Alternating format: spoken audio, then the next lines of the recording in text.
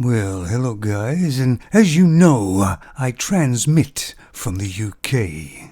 But I move about all over the UK so they can't track me. Anyway, at the moment in the UK, the government are running some energy-saving ads.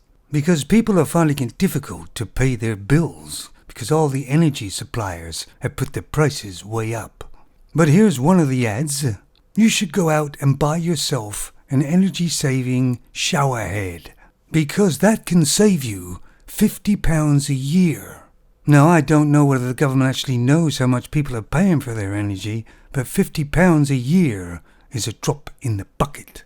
And anyway, you've got to go out and buy this new head. How much is that going to cost? You got to take that off the savings. When they tell you to have shorter showers, like 4 minutes. It takes me 4 minutes just to wash my donga. Then they got some other ads that you can turn the heating off in the rooms you're not using. Great. So when you do go in there, it's going to be very cold and take forever to warm up. I'm surprised they don't have the old add-on saying, just put another sweater on.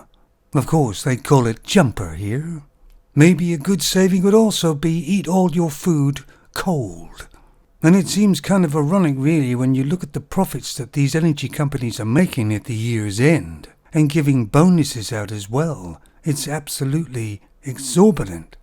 Perhaps the government should step in there. Oh, I remember the old campaign to change all the light bulbs, to get rid of the old ones and put the new ones in that'll last for a very, very long time. Oh, they forgot to tell you how expensive they were going to be. And they don't last very long at all. Then where did the savings go? It's going to save a lot. I never saw it. Oh, it's the other one is get yourself an EV electric car. Save the planet until they blow up and catch fire. Which is a lot of the reasons why my insurance has gone up at least a third this year to pay for all those fires. The water companies in this country are pumping sewage into the sea and rivers. And a lot of times pumping it out on people's streets. And yet they're making record profits every year. The rail system in this country is a joke. You're very lucky to get to work on time if you use the train. You're supposed to use the train so you don't hurt the planet. But the cost of getting a train is exorbitant. And the service is terrible. And so is the bus companies.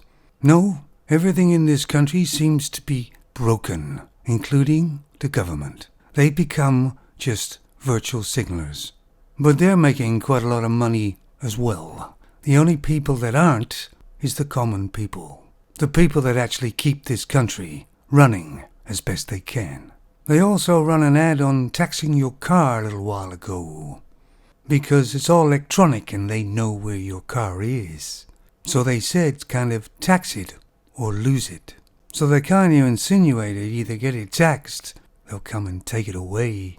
So they want you to pay tax on your vehicle on roads you can hardly drive on, trying to avoid all the potholes. A friend of mine broke his spring in the front of his car because of a big pothole and screwed up his front wheel. Good luck getting a claim. Where I'm at the moment, if I look out to the sea, I can see a wind turbine farm that hardly produces any electricity at all, but to buy them and put them there cost a fortune. But it looks good, doesn't it? Do I sound a little bit pissed off? Well, wouldn't you be? It's a joke.